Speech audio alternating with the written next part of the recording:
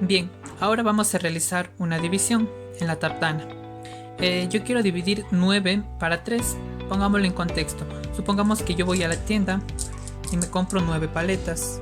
1, 2, 3, 4, 5, 6, 7, 8 y 9. Estas las represento en las unidades. Y estas paletas yo quiero repartirlas entre 3 compañeros. Entre Cristian, entre Leslie y entre Carmen. Bien, empecemos a repartir.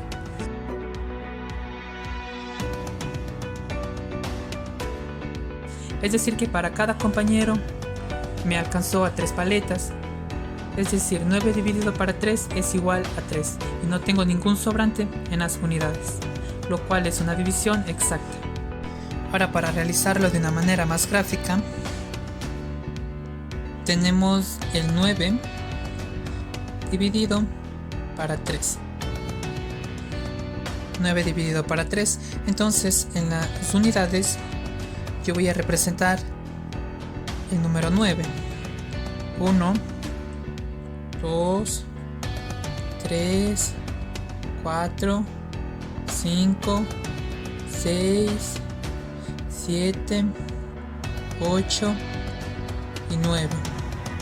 Estos 9 los voy a dividir para 3.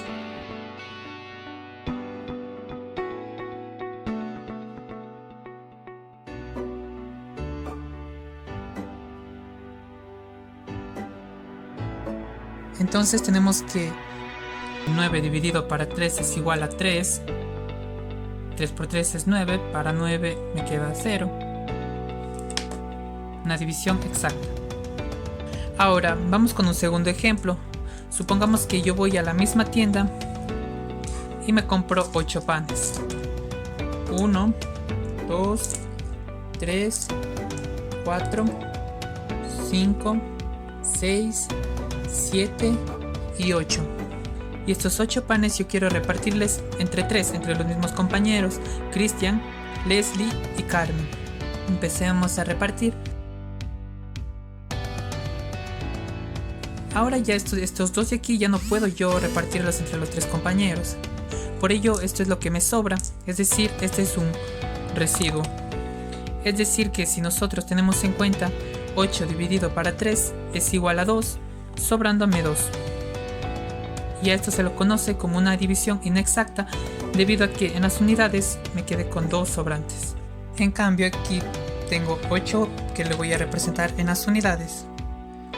1, 2, 3, 4, 5, 6, 7 y 8. Y esto lo voy a repartir entre los 3 compañeros.